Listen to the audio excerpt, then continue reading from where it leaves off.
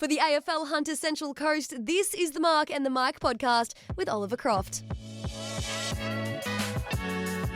G'day and welcome to the Mark and the Mike. I'm Ollie Croft. This week on the podcast, we're catching up with Men's Cup Warners Bay Bulldogs player Riley Hawes, winner of the 2026 Best on Ground ANZAC Day medal and a crucial part of the Bulldogs forward line. With thanks to the Warners Bay Bulldogs, Riley sat down with me before training at Feighan Oval to discuss his 7 goals in the ANZAC Day fixture this year, his Pennant Hills Demons experience in AFL Sydney, and the people and players along the way that are shaping the Bulldogs into a grand final team.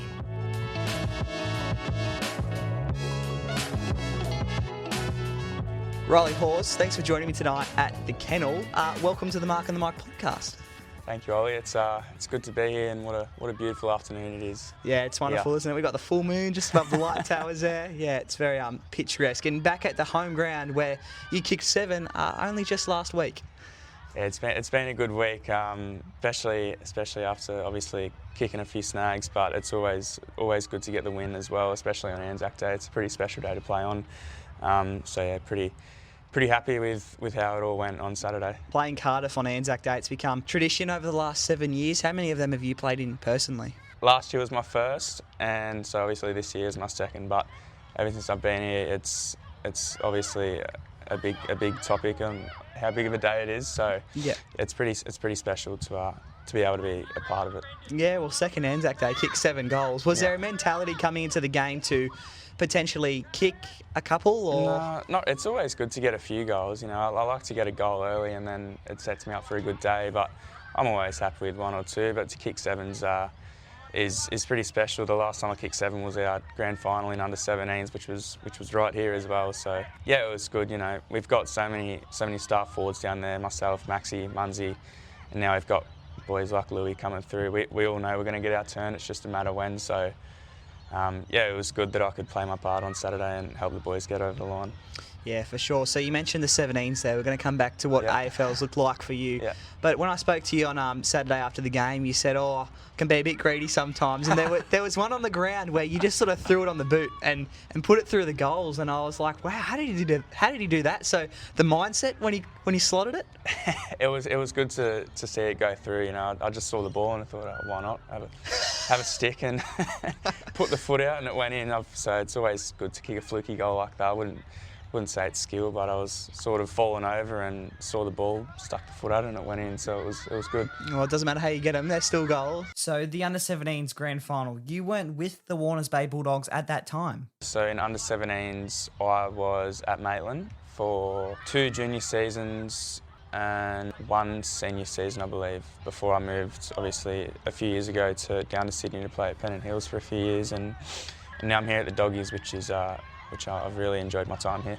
Yeah, absolutely. So starting AFL, what was that like for you? Was there a game you went and saw at the SCG and thought, yeah, I'd like to do that, or was it a couple of mates? I was a soccer player growing up. I feel like a lot of young boys they start out in soccer and then they go into different sports. But obviously for myself, I went into footy. My dad and I would always go down to Melbourne and watch. We're a big Carlton family, unfortunately. So we'd always unfortunately. So we'd always go down to Melbourne and watch the Blues play. We usually get flogged, but it's all right. It's all good fun, and yeah, I've always loved footy. Ever since I was a little fella. Yeah, I must admit, I've never had someone come on the podcast and just bag out their own team that they follow. I'm happy to. Can't stand them, so. Me too.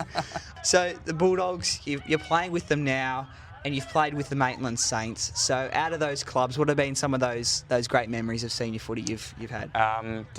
One of my favourites was my first ever senior game for the Saints against Singleton in 2022, I believe. It might have been 23. Either one of those two.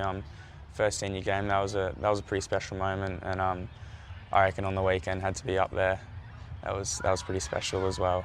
But probably one of my other favourite senior memories would be down in Sydney with Pennant Hills. I feel like my debut was a good game, and a few other games down there were pretty special. And it's good to be able to have played at a level like that down there and learn a lot from a few experienced players and coaches. So I'm very very grateful to have had that opportunity. Yeah, for sure. So talk to us a little bit about the Pennant Hills experience and obviously what it means to get to that level of AFL in AFL Sydney. Yep. So I went down there with Dill Bonham, shout out to Dill, and Ryan, his brother, and one of my other mates, Cooper Daniel here. We went down there. I was only planning on playing under 19s. I think I played a few 19s games and then got asked to play Prems down there one weekend, and to be honest, I was a bit scared to do it at first, but very glad I had that opportunity to do so, and yeah, didn't look back, and it was a great time for me down there. So can you walk us through what maybe a game day looks like in AFL Sydney compared to up here on the Hunter Central Coast? Definitely a later wake up. Yeah, really? I don't know, I like to get to the games early, but a 2.5 hour drive sometimes, even almost 3 hours down to a game, if it's an away game down in Sydney, can take a bit of a toll. So it's nice to just have a little drive to games here and trainings now. So yeah, it's good to have to travel hours on hours down to games, but wouldn't change it. I had a lot of fun down there. Yeah, absolutely. And what was the mindset in coming back up here for the AFL Hunter Central Coast? Well, I got a text from Nath, our coach from last season, to come and give the doggies a try. I haven't told anyone this really, but I was actually going to go to Cardiff last season until Nath texted me. So I'm pretty grateful that he did, and I'm happy to be here. How have you found the Bulldogs over the last couple of years? Obviously, each club might have their slogan, like talking about Cardiff, the family club, and clubs do certain things better, but how have you found the Bulldogs? It's a great club, very, very welcoming with open arms. All the boys are great. A few characters, Zach Munn's one in particular, he's great, we love him, but he's loud and you can't miss him with his bright boots.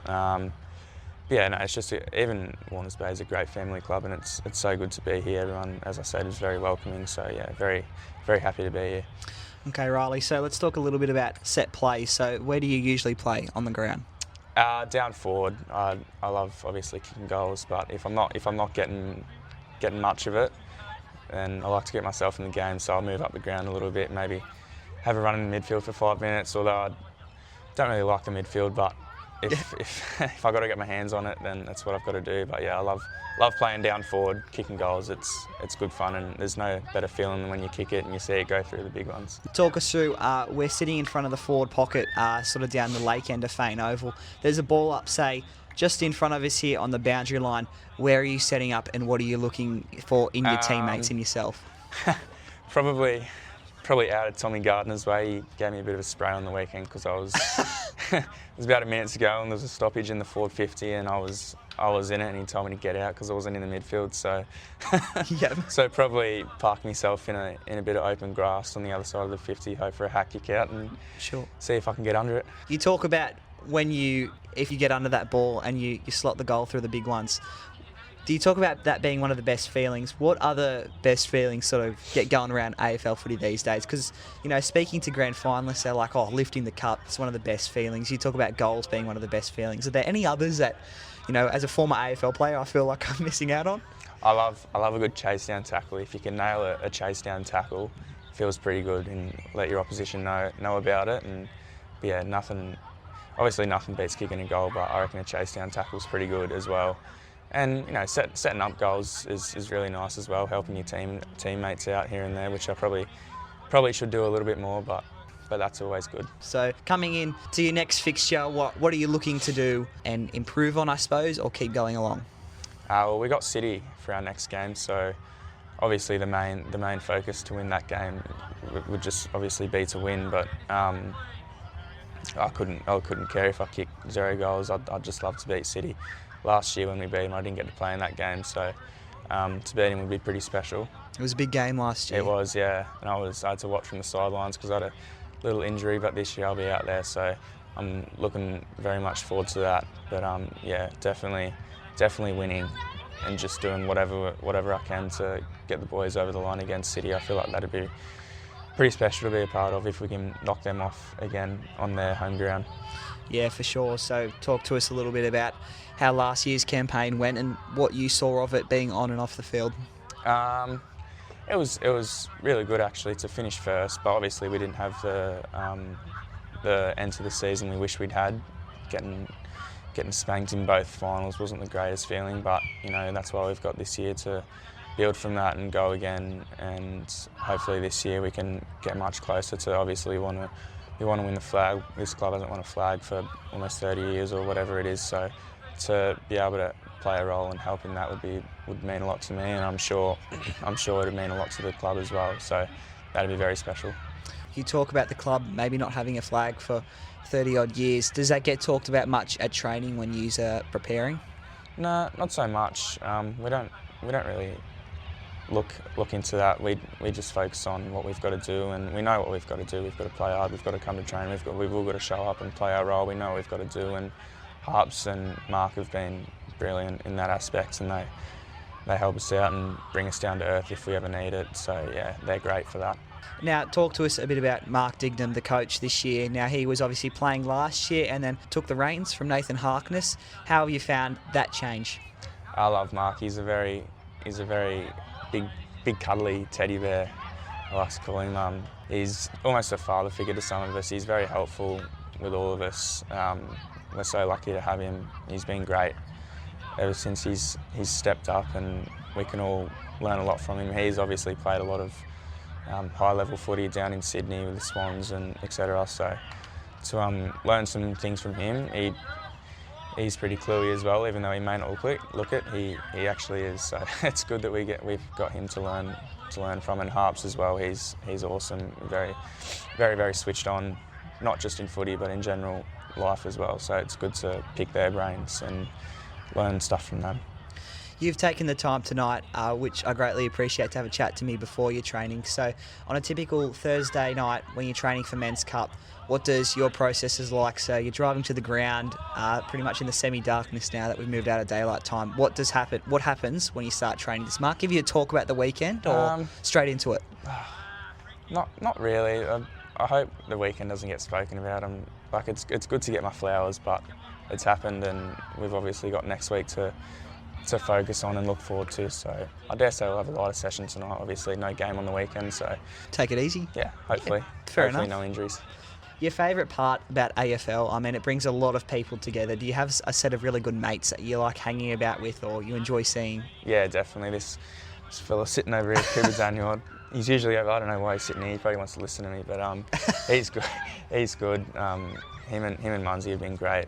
Really gotten really close to them since I've came here and joined the club. Yeah, everyone's so welcoming, but probably them two in particular. I love them. Yeah, for sure. To wrap up, Riley, just want to get an idea of where you think you're at, what you're doing really well with your AFL footy, and then something that you're trying to improve on. I'd love to get a little bit stronger. I feel like I work pretty hard, but yeah, if I could get a bit stronger, I'd be pretty happy with that. Maybe a little bit fitter. I've got a problem with cramping at the moment, so that's not too good. I've got to get that sorted out. It's been going on for a while now, and it's a bit embarrassing. I'm a bit of a joke at the club for cramping up, so if I can fix that, that'd be great. But yeah, probably just getting stronger and maybe not kicking 4 behinds. Yep. Maybe kicking a bit straighter, but yeah. Sure. Good. Last question for you tonight, Riley, is juniors coming up through the club. It obviously does a lot for Warners Bay. Yep. If there was a junior listening to this podcast right now, what would be the advice that you give them if they saw that Riley Hawes has kicked 7 on the weekend? What would be your advice to them, whether if they wanted to be like you or just play Men's Cup footy? Just stick at it. Listen to your coaches. Listen to the leaders. Work hard.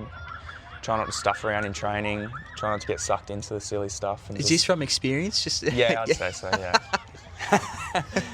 Yeah. But when you, it's all good to have a laugh with your mates at training. But when it's time to train, you've got to flick the switch and lock in and start training hard and focusing. Yeah, for sure. Now I'm curious. Now, what does mucking around look like for Riley Hawes?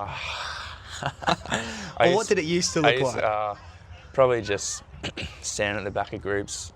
Maybe more so when I was a junior, not so much now as a senior, as I'm a bit more switched on. But yeah, probably just standing at the back of groups, not listening to the coach when they're talking or explaining stuff, and just mucking around with your mates when you probably shouldn't be, and just not staying switched on. But now I feel like I've learned from my lessons and can focus a bit more.